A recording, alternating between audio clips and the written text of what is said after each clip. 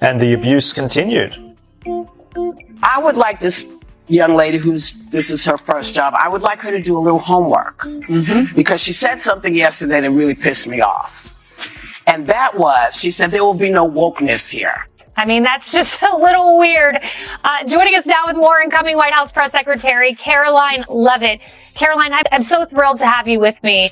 And you would think, ABC, having just paid $15 million for a defamation lawsuit, What's viewed, these women are completely out of touch with reality. And you're right, ABC should wake up. They just paid $15 million to President Trump's future library. That's a great thing for the American people. Instead of a small disagreement, the host's arguments, interruptions, and strong opinions turned into a major media storm. Joy Behar and Whoopi Goldberg chose to criticize Karoline Leavitt, the youngest White House press secretary in history. Instead of asking about her background or discussing her views respectfully, they made personal attacks. I think she's probably been put in there because, according to Donald Trump, she's a 10. You know that's what it is. I want to be clear, though, it's not her first job. It was her first press briefing. She worked hard for years, gaining experience and political knowledge. However, it was made to seem like Leavitt was given her position just by being in the right place at the right time. The comments made about Leavitt were some of the harshest you'll ever see in the media. A few hosts have got themselves into hot water again after they did the very thing they purport to be against, undermining women's success. Joy Behar stunned viewers when she said Donald Trump's press secretary, 27-year-old Karoline Leavitt, only secured her position because of her good looks. I think she's probably been put in there because, according to Donald Trump, she's a 10. You know that's what it is. I want to be clear, though, it's not her first job. It was her first seat. My team will review the applications and give credentials to new media applicants who meet our criteria and pass United States Secret Service requirements to enter the White House complex. All right. What'd she say?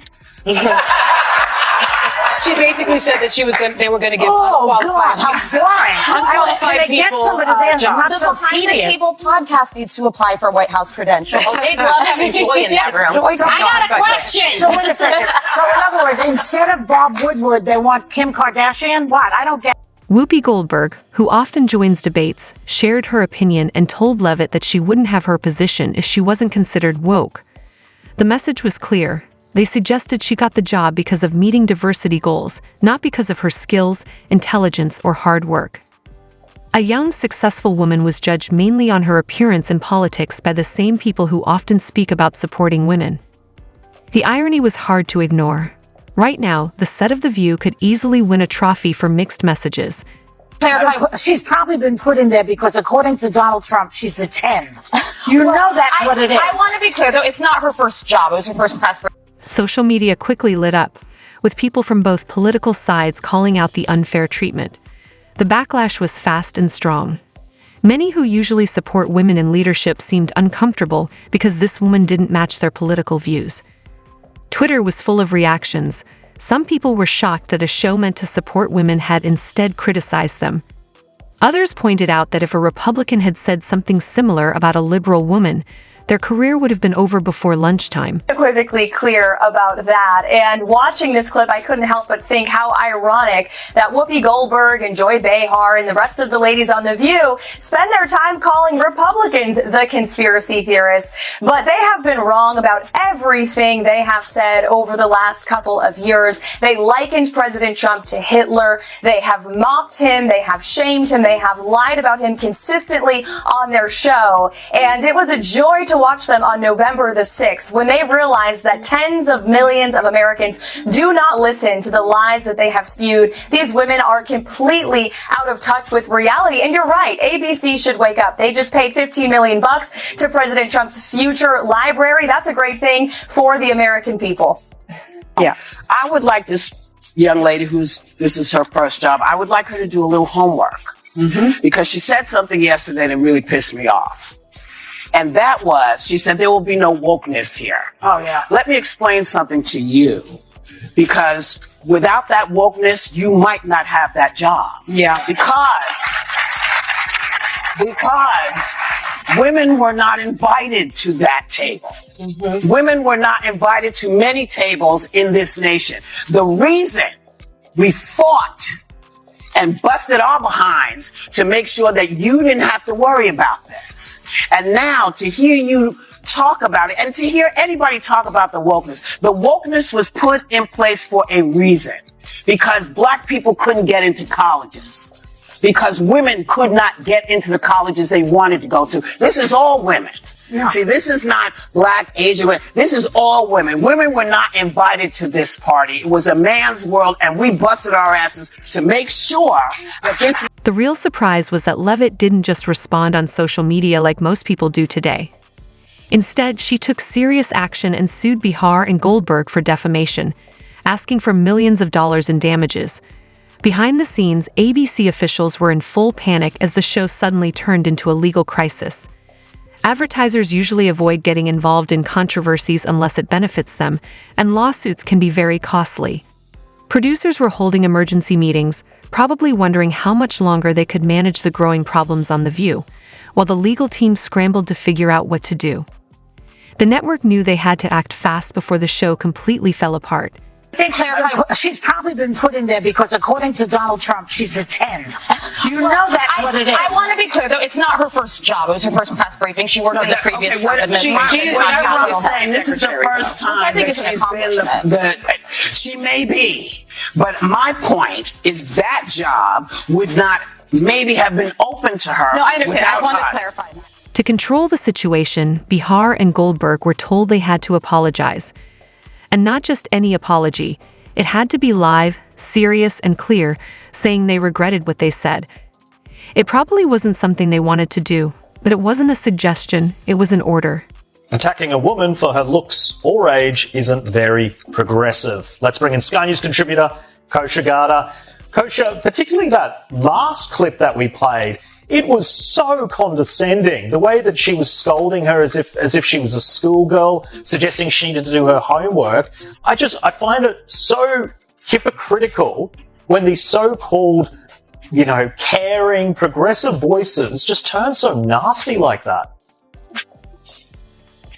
Yes, and as you mentioned, with conservative women, there's a long list of that, both of Trump's previous press secretaries, female, Sarah Huckabee Sanders. As a result, Goldberg and Bihar sat in front of the cameras and gave their carefully prepared apologies, looking about as excited as someone being forced to eat vegetables.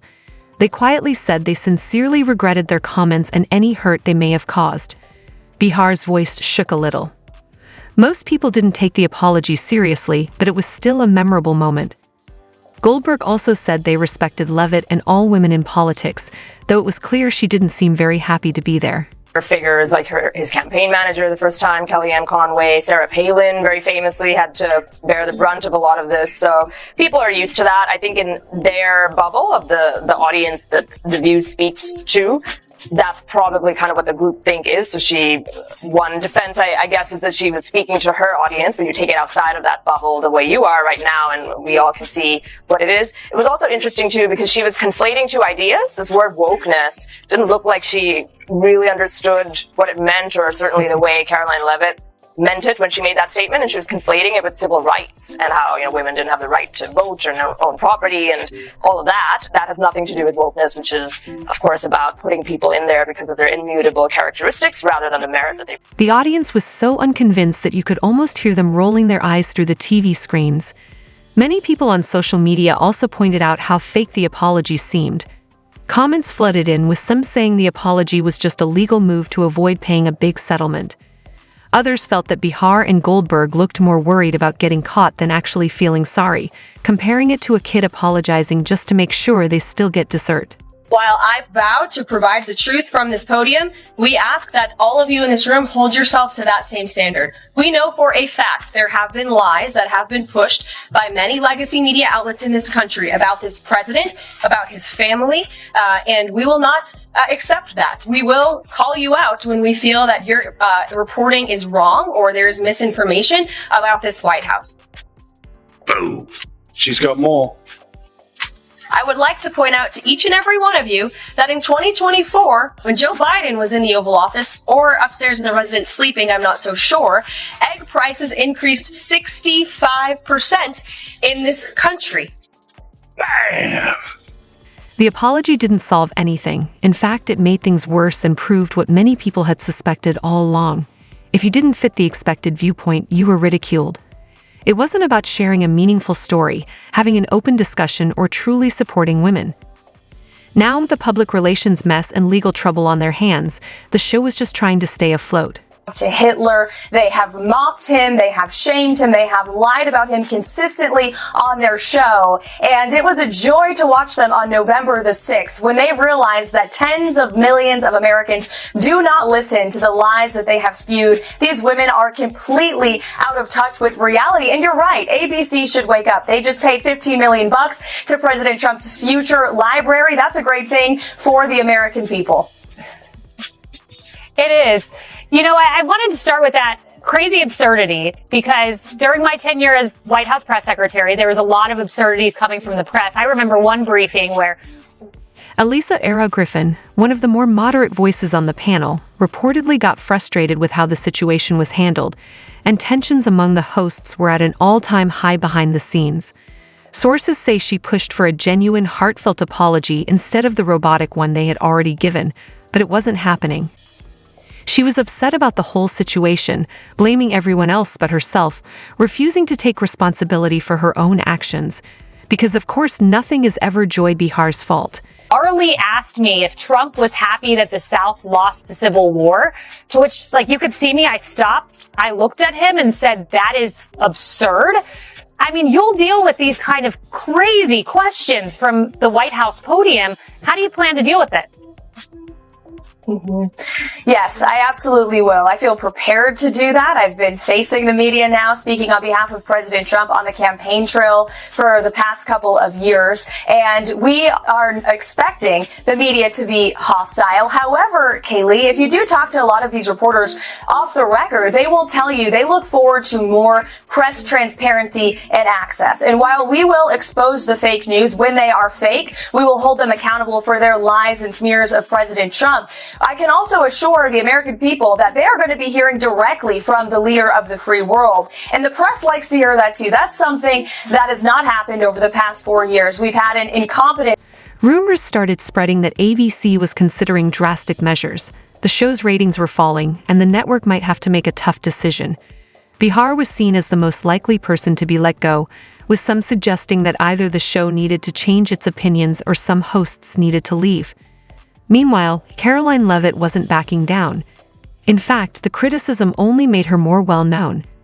By refusing to let the situation define her, she proved herself to be a strong, independent political voice. President, as proven by that scathing Wall Street Journal report that came out today and you discussed on the show earlier. You have a press secretary who hardly knows what's going on in the building and never gives honest and truthful answers. All of that is going to change on January 20th, as evidenced by President Trump's press conference at Mar-a-Lago this week, where he took nearly 90... So, what's next? Will The View survive this, or is it the end? Will ABC finally make some big changes, or will they just ride out the storm like always? And most importantly, will Bihar and Goldberg ever learn to think before they speak? Don't forget to like and share your thoughts in the comments. What do you think should have happened? What was meant to be a regular political discussion has turned into another full-blown scandal. Because of all this chaos, they're learning the hard way that careless remarks have serious consequences. Thanks for watching, and don't forget to subscribe for more.